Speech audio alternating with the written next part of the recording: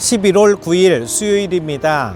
날씨가 다소 풀리긴 했지만 계절이 계절이니만큼 아침 저녁으로는 쌀쌀합니다. 건강관리 잘 하시고요. 오늘 하루도 말씀을 통하여 새 힘을 얻으시기 바랍니다. 함께 묵상할 말씀은요, 창세기 45장 1절에서 15절입니다. 요셉이 시종하는 자들 앞에서 그 정을 억제하지 못하여 소리질러 모든 사람을 자기에게서 물러가라 하고 그 형제들에게 자기를 알리니 그때에 그와 함께한 다른 사람이 없었더라. 요셉이 큰 소리로 우니 애굽 사람에게 들리며 바로의 궁중에 들리더라.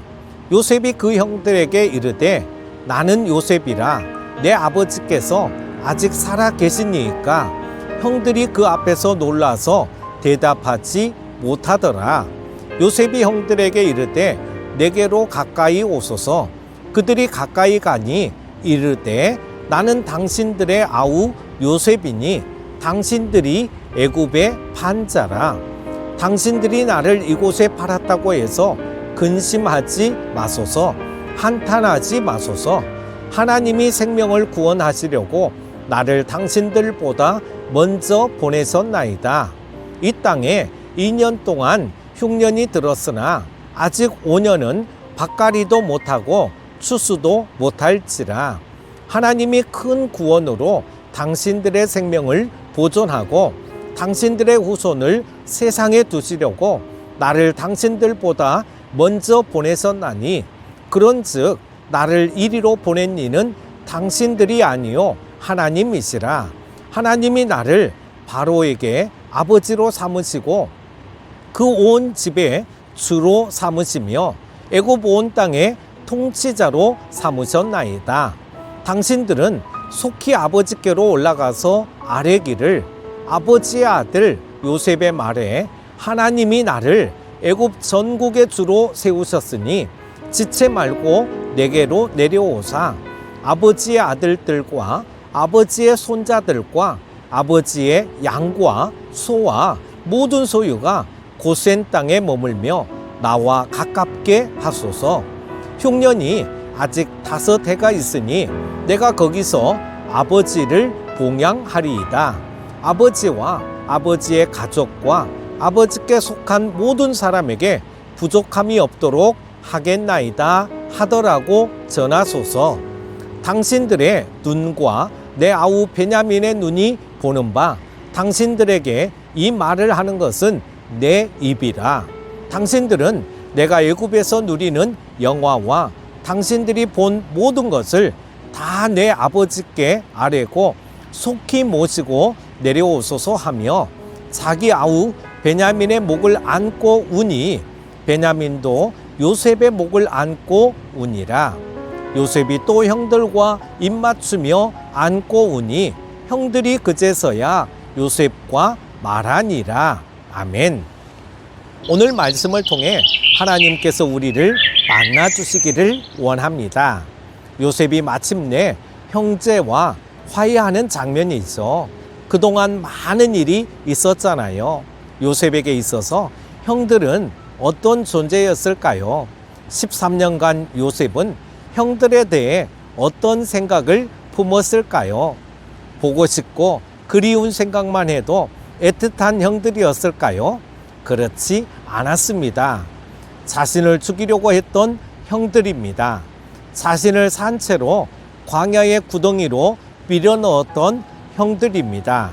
그리고 자신을 고작 은 20을 받고 상인들에게 노예로 팔아버린 형들입니다. 어쩌면 13년 동안 형들의 얼굴을 떠올리고 싶지 않아도 형들의 매정하고 잔인한 마지막 모습들이 악몽처럼 떠올랐을 것입니다. 이런 요셉이 과연 13년 동안 자기도 모르는 사이에 형제들을 용서하게 되었을까요? 용서라는 게 그렇게 쉽지 않습니다. 사람들은 종종 사람들에 의해 상처를 받습니다. 그리고 그 상처는 시간이 지나면 아물게 된다고 믿습니다. 하지만 어떤 상처는 너무 깊어서 치료하지 않으면 아무는 것이 아니라 더욱 크게 곪게 됩니다. 계속해서 통증이 커지게 됩니다. 깊지 않은 상처라고 해도 저절로 아무는 경우는 거의 없습니다. 요셉은 어떻게 자신을 죽이려던 형들을 용서할 수 있었을까요? 어떻게 그들을 미워하지 않을 수 있게 되었을까요? 요셉은 이제 더 이상 형제들을 미워하지 않습니다. 자신과 화해했기 때문에 그렇습니다. 수많은 시간 자신 안에 있던 그 무수한 원망과 미움과 싸워 이긴 것입니다. 이제 형들의 달라진 모습을 보게 되었습니다. 더 이상 예전의 형들이 아니었습니다. 자신을 죽이려던 그 무서운 형들은 사라졌던 것입니다. 자신을 구덩이에 빠뜨리고 팔아넘겼던 그 매정한 형들의 모습은 남아있지 않습니다. 동생을 위해 자신의 목숨을 던질 만큼 서로 사랑하고 있는 형들의 모습을 보면서 요셉은 깨달았습니다. 지금까지 자기가 과거에 묶여 있었던 사람이었다는 것을 말입니다. 형들은 변했는데 자신의 미움은 변하지 않았습니다.